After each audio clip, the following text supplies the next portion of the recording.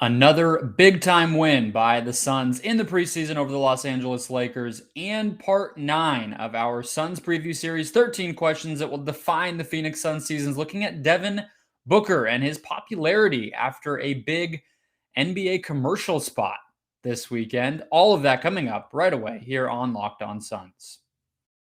You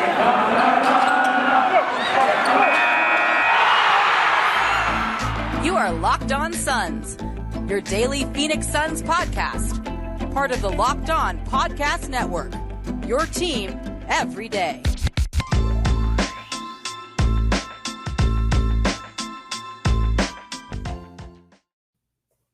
We are back. This is Locked On Phoenix Suns. I'm your host, Brendon Kleen, credentialed media member covering the Suns the past 5 seasons. Follow me on Twitter at Brendon Kleen 14. Follow the show on Twitter at Locked On PHX Suns.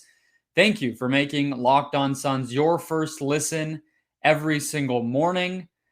Welcome to another week. Welcome to the last week without Suns regular season basketball. Hopefully you enjoyed 2 beatdowns of the Lakers last week in the preseason, both home and away. That's what we'll start with.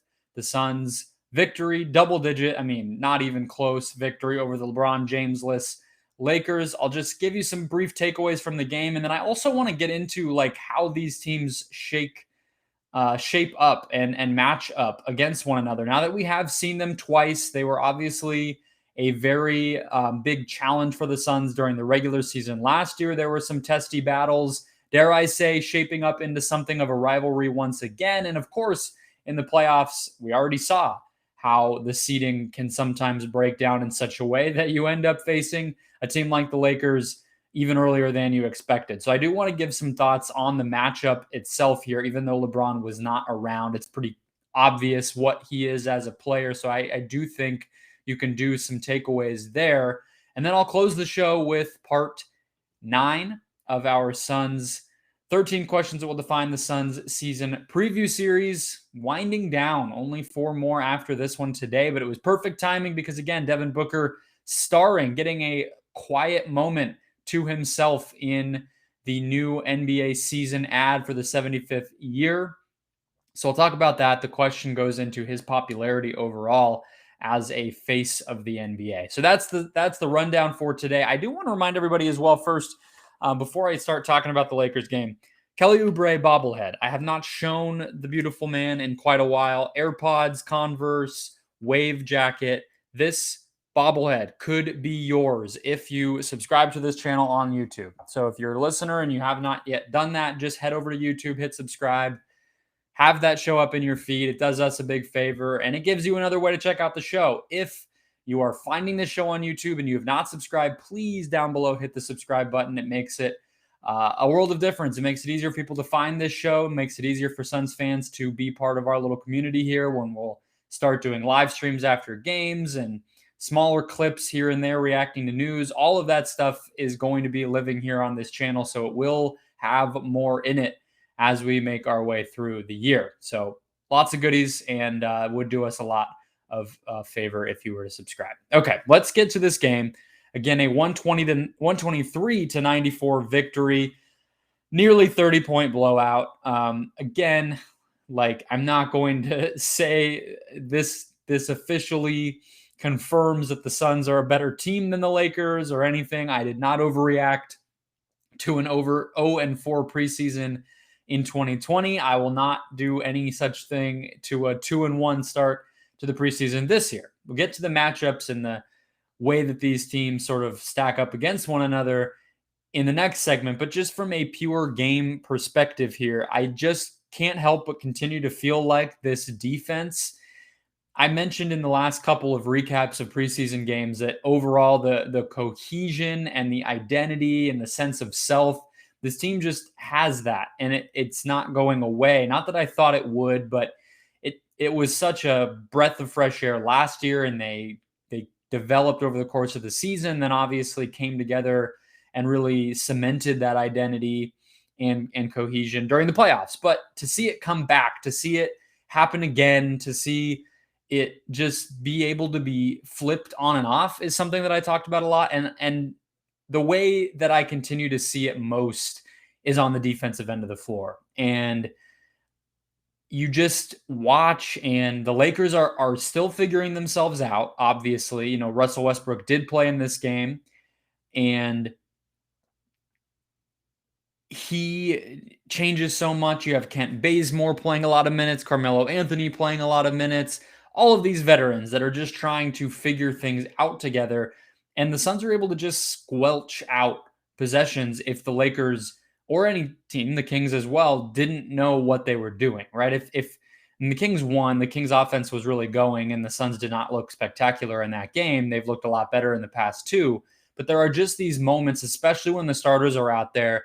And I'll even extend it to the main rotation from last season, where guys are just flying around. They really are just flying. And you just have the closeouts that are relentless. You have the switching and the communication that's just perfect. And then you have DeAndre Ayton, who I can't be the only one feeling like just the byproduct of him getting more comfortable in his skin on an NBA court has looked to me like he's grown a foot. Like, I cannot be the only one. I'm sure you guys are looking at these games feeling the same way, where rebounding, rim protection, even on lobs and rim rolls and stuff, he just looks bigger every time I watch him, it seems like. And that's a testament to that as well. This defense can just come alive when it needs to. And I think that's going to be so useful. I think that's the value of continuity. I think that's the great thing about having the same starting lineup, about not having too much roster turnover. And it just really shows up against a team like the Lakers, which had the opposite of continuity. From the bubble to the last season, they had quite a bit of it. Outside of Marc Gasol and some of the smaller pieces, they were, right there. They lost Rondo, they lost Dwight, but the core group was there. And they decided to turn it all over. And you just see in these games where the defense that the Suns are able to put together, obviously the offense right now with no Devin Booker, who missed his third game, just, recuperating from a summer of basketball plus having COVID, the offense is not really the same, but the defense, it just sucks the life out of the opponent. And that's going to be so valuable during the regular season. I do think we're going to see games where a team with an equal amount of talent as the Lakers minus LeBron will see a lot of results like this, 20, 30-point wins, because the other team just can't get it going. And the Suns are able to build an early lead and just take it home. And they're deep enough and everything else to make that happen. And I don't think this, again, we'll get into the matchup with the Lakers. That's not what the Lakers are going to be this season, because LeBron makes a huge difference and they're going to get more comfortable over the course of the year. But I do think we're going to see more results like this. The other big part of this game to me was more evidence of Mikal Bridges' involvement in the offense. And I think you can expand that to Shamet and Johnson as well. These players, perimeter wing players who are going to be vying for more offensive opportunity. I think Bridges, Shamet, and Johnson are the top three there, are all stepping up and are all pretty surprisingly to me, considering even if you assume and we know that these guys were here working out for a little bit of time prior to the start of the preseason and the official start of training camp, the fact remains, like, what is that? A month, if we're being nice, that these guys have really been working together since the end of last season. And we're already seeing these sets where, double kind of two guys off the ball moving on an elbow or a top of the key dribble handoff set with McGee or Ayton facilitating. You have Johnson and Bridges both kind of running off of those screens, making the defense react. Do you switch? Do you chase those guys? Do you let them, get downhill? And then you have McGee finding Johnson on a cut. And then you have, Bridges probing the defense and getting some nice space for his mid-range shot. And Landry Shamet just busting out dribble moves and spin moves and up and under layups that we didn't know. Like, that stuff is coming along way better than I think you ever would have expected. At least I would have expected in preseason game number 3. Now it's going to be obviously another thing to see it in the regular season. Then there's the step of can it become consistent during a regular season, and then there's the playoffs, and then there's can it become consistent during the playoffs. This is just one check mark, but I do think that it's an important one, and it's one that happened faster, and it's not just one player. I think there was part of my questioning going into this season. We're all doing the internal development meme at this point. Shout out to the Timeline guys and their series. And, it is obvious that that's going to be a focus this season. But part of me was wondering, are they going to sort of do it equally? Are they going to give out these opportunities equally and, see which player pops? Or are they going to funnel a lot of those opportunities to one specific player? Because that's really what they've done with the offense since they traded for Chris Paul is everything's going to run through Paul and Booker. Everyone else is going to feed off of that. I wondered if, are they just going to basically crown Mikal Bridges, you are our third scorer, and congratulations, here's, 15 shots a game. And that doesn't seem to be what they're doing. They've put together, the system has really been the creator for that stuff, and they're just building into that system more opportunities for Bridges, for Johnson, and for Shamet. And the results have been great. I think Shamet has popped in every single preseason game so far, team high plus 19. Bridges only took 7 shots, but obviously the majority of those, he only took 2 threes. So 5 of those shots were inside the arc, which is good to see, just messing around with what his role will be, continuing to grow and improve. And then same with Cam Johnson, 4 2-point attempts tonight and 2 offensive rebounds. He's been around the basket, more active and more involved lately as well. So all of those things continue to happen, the defense, the cohesion, and everything else. Take a quick break and get into the matchup specifically with the Lakers here in just 1 second. First, though, a quick word from Sleeper. In 2018, the fantasy sports experts at Sleeper realized fantasy basketball was broken. Games were being won and lost based solely on whose players had more scheduled games that week. It made no sense, required very little strategy, and just generally sucked. So in 2020, Sleeper released a brand new way of playing fantasy basketball called Game Pick, and it's only available on Sleeper. In Game Pick, owners pick a single game per week for each starter to count toward their team's total score, ensuring an even number of games played between all opponents. The days of losing because your opponent's players just had more games than you are over. The days of mindless busy work to set your lineup and keep up with all of it is over. And the days of picking up halfway through the season because of that busy work, also of giving up rather, halfway through the season because of that busy work, also over. So whether you prefer redraft, keeper, or dynasty leagues, Game Pick has you covered. Sleeper cracked the fantasy basketball code. So if you play fantasy football and have grown to love that game, or just prefer that the dedication to the once a week strategy versus the daily busy work, you're going to love Game Picks. Download the Sleeper app, go to the Game Picks game, start a league with your friends, and enjoy. Today's show is also brought to you by DirecTV Stream. Does this sound familiar? You've got one device that lets you catch the game live, another that lets you stream your favorite shows. You've got sports highlights on your phone, and your neighbor's best friends log in just for the good stuff. Well, I want to tell you about a simple way to get all that entertainment that you love without the hassle, and a great way to finally get your TV together. It's called DirecTV Stream, and it brings your live TV and on-demand favorites together like never before, so you can watch your favorite sports, movies, and shows all in one place. That means no more juggling remotes and no need to buy another device ever again. And the best part, there's no annual contract. So get rid of the clutter and the confusion and get your TV together with DirecTV Stream. Learn more at directtv.com. That's directtv.com. Compatible device required. Content varies by package.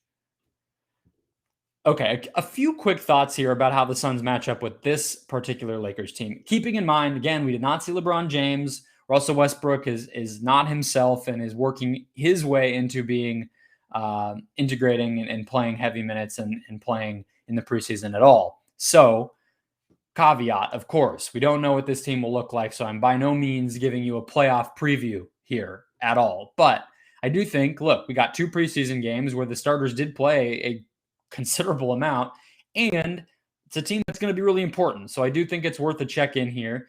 And the first place I want to go is the defensive matchups, because that was such a fixture and a concentration on everybody's part. Fans, me previewing this series. I did like 3 different preview shows for that first round series because I just was blown away that we were talking about playoff basketball. And the matchups really, in a lot of ways, decided that series. I mean, Of course, the injuries to the Lakers side and the Suns with Chris Paul's separated shoulder and all that stuff did the same. But the matchups were huge because Andre Drummond did his damage the wrong direction to his own team in a lot of ways. Marc Gasol was a puzzling guy, not playing very much, and then not really being in attack mode in the same way that we thought he should be. And then it was will AD or will DA guard AD full time? Who guards LeBron? Can they get away? Can the Suns get away with different guys guarding LeBron? Does it need to be Crowder? Like, these were the conversations and questions we were asking ourselves. And so right now things have just been very different. And I think it's sort of the obvious thing to say about Russell Westbrook and about this new look Lakers squad, but it's worth mentioning anyway. Russell Westbrook being here means that in this particular game, the Suns felt the need to put Bridges on Westbrook. And you might be thinking, well, of course, right? I mean, that's the most damaging perimeter player. We also know the Suns like to prefer in a vacuum to put Bridges on a guard way more than they'd like to put him on a wing. You saw that, in the finals as Booker was suddenly the best Middleton defender and you really wanted Bridges on Holiday. These were the things we were just watching last time we saw the Suns suit up. So it shouldn't be a surprise, but it makes you wonder, well, what happens when LeBron is in the lineup? Because really what ended up working for the Suns at the best, in my opinion, now, when everyone was healthy in that game 3, things got kind of ugly. But a lot of the Suns' best defensive moments last year in the first round were Crowder on Gasol, Ayton on Davis or Drummond, and that was where things got wonky. But when Gasol was in there, or when the Lakers went small with AD at the 5, it was Ayton guarding Davis, and then you had Bridges on LeBron, and that was really how the matchup shaped up. And then it was, whomever it might be on Wes Matthews and Alex Caruso and on down the list, didn't really matter. Those guys were not a threat.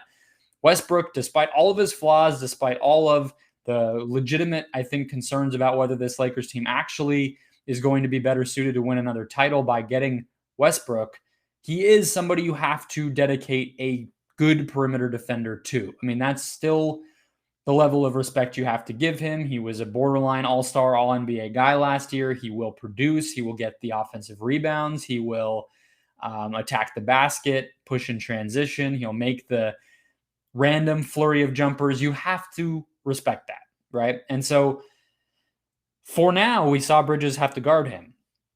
And it just continues to beg the question of, okay, well, what's it going to look like in a series where maybe the Lakers do try to go big and they have Howard, Davis, Westbrook, LeBron, and let's pick the shooter of your choice, Kent Bazemore, all on the floor. It's going to be a very different chess match than it was in last year's playoffs. So that's the first thing. That'll be the big thing to watch when these teams play first. And I believe that this is the second game of the season in the regular season for the Suns as well, is another matchup with the Lakers. So we will see before long what exactly that may look like. The other thing that is worth mentioning here, and it is more, again, on this defensive matchup and strategy angle, because I think it's the most important thing. I think the Suns can score on the Lakers. I think Ayton more than proved that he can control the paint, rebound, stay on the floor, and that we know Booker. I mean, look, this version of the Lakers has less going on to stop Booker or to stop Paul or to stop Payne. So I think the biggest really decision, the deciding factor that's going to decide the games that these teams play, whether it's in the regular season or the playoffs, is can the Suns stop the Lakers offense, in particular the Lakers stars, which is why I'm focusing on that here. And the other guy that has to be mentioned within that is Abdul Nader. And it might be ridiculous. I get he really looks like catnip with LeBron in that metaphor being the cat. And I understand. And I don't necessarily think he is the answer, but I think he could be an answer. And I think more so than LeBron, it's probably Westbrook that you could imagine Nader getting up the reps and the comfort and the strength, physically strength, if he's able to stay healthy all year and, really be trusted in a rotation, which is something that's never happened. I know that the Suns believe in this guy because they showed us with the money and the commitment. He's on a multi-year deal now, and he is getting more than the minimum. So they want him here, and they want to play him.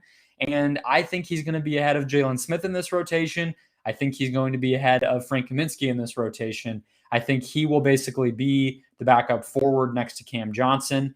And he should be treated seriously as somebody who can go out there and defend Russell Westbrook. The number one thing that Monty Williams said when he was asked last week when I was at practice about Abdul Nader was the perimeter defense, was the man-to-man defense, the ability to just blanket somebody. Obviously, getting downhill and all that stuff is very important to what he does as well.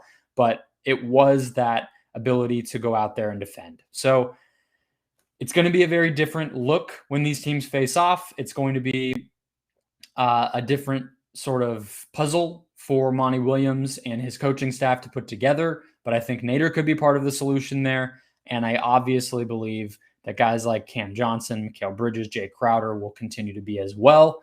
It'll be a fun series if it happens again. It'll be fun to chart it in the regular season and see what these teams do and how much they show us and whether there is some of that rivalry, because I do think that is the last little note here is there's some chippiness, there's some physicality. These teams both were playing to win this game. So that should be fun in and of itself. These franchises obviously have history. I don't know if prior to last year, any of these individual players really did outside of maybe LeBron and Crowder.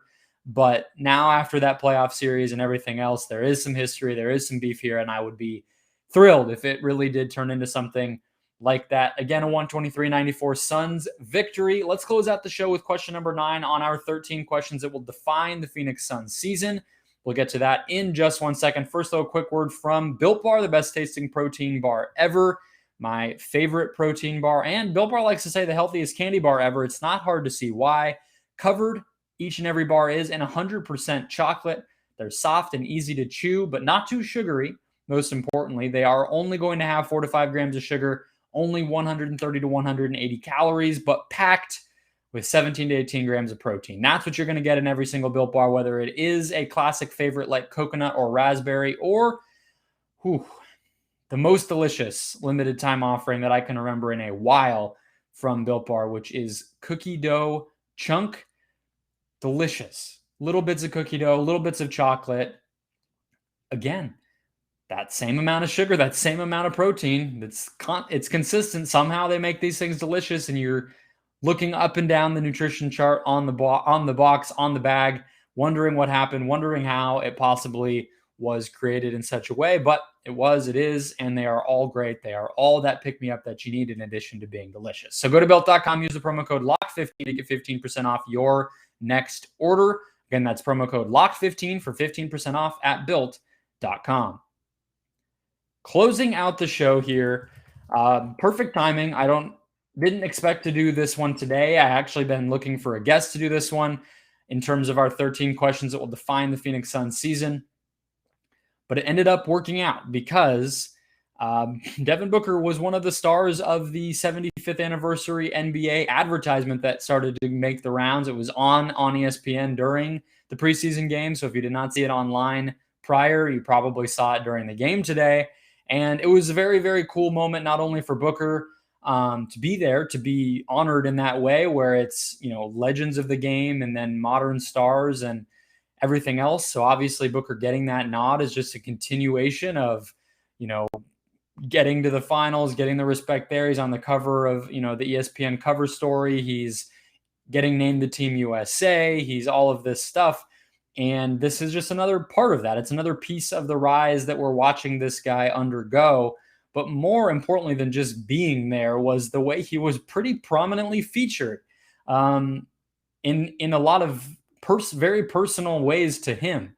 He's in a very traditional car from not unfamiliar to those of us who saw him driving to these games. It's very much an ode and a nod to his Hispanic heritage and to the community and culture of the Valley, and the way that cars and that sort of fashion and cultural sense seeps in from everything that he does. It's obviously very cool for those of us who grew up here, very cool for the Hispanic residents of this city. And so to see them kind of use that, I don't know if it was his input. I don't know if the NBA team came to him and wanted to do it that way based on the way that kind of came to light or came popular during the finals, during the playoffs. But whatever it is, that was cool in and of itself.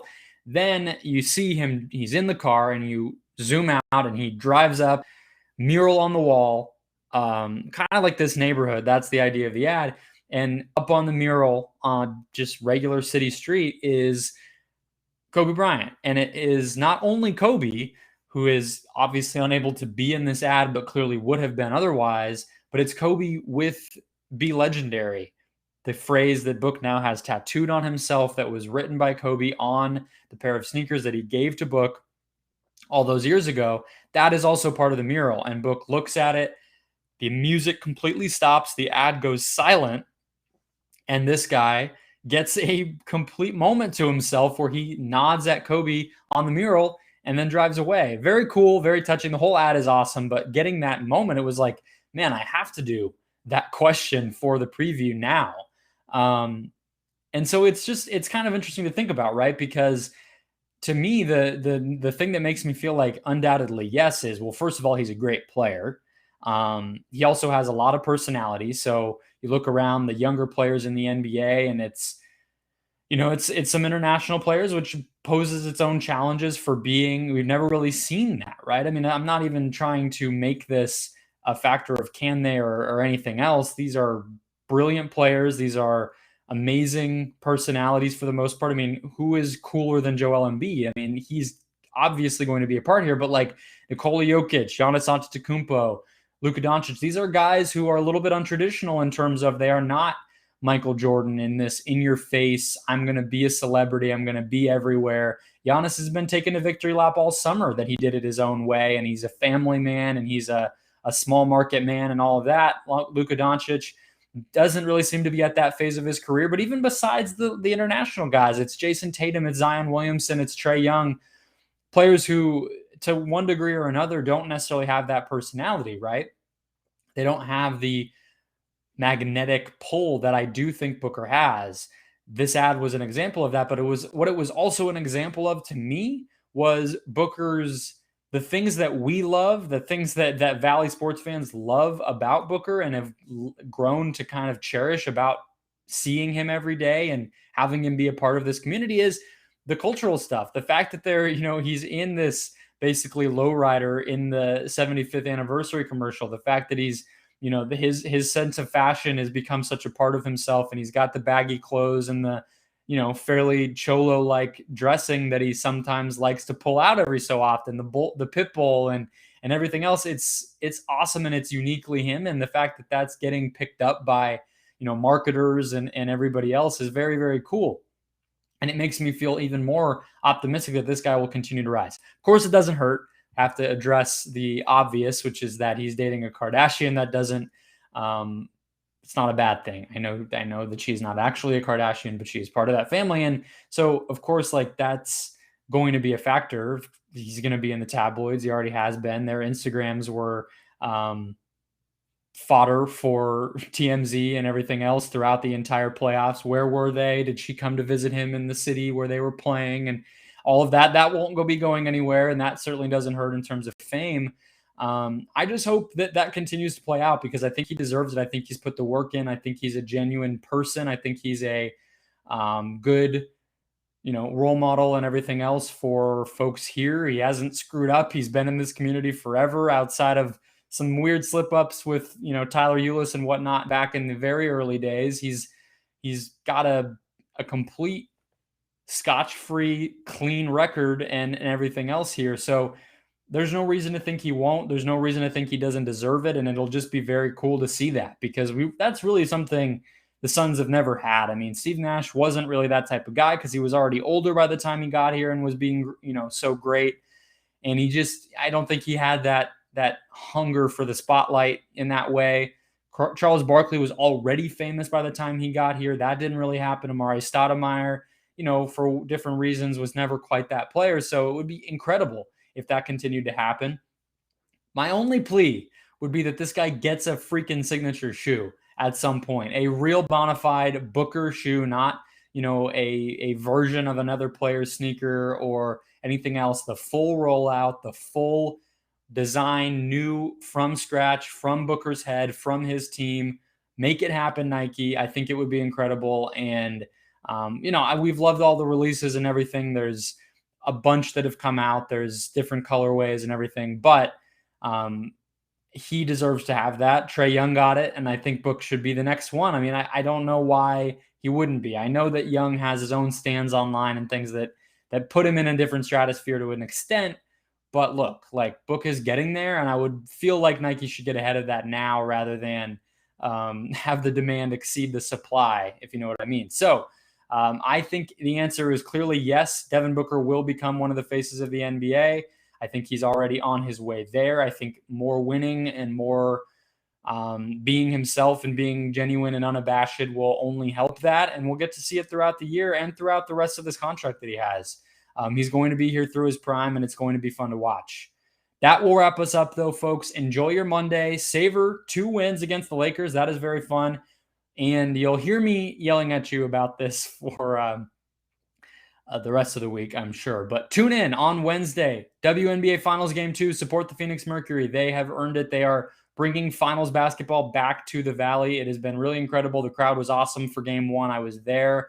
I won't necessarily go into that now. There will be more time to talk about that as the week goes on. But definitely watch on TV. Get a ticket if you can. It's awesome. It's the GOAT chasing her 4th ring, and it should be a blast of a series. So that'll wrap us up again. Enjoy your Monday, and I will talk to you tomorrow.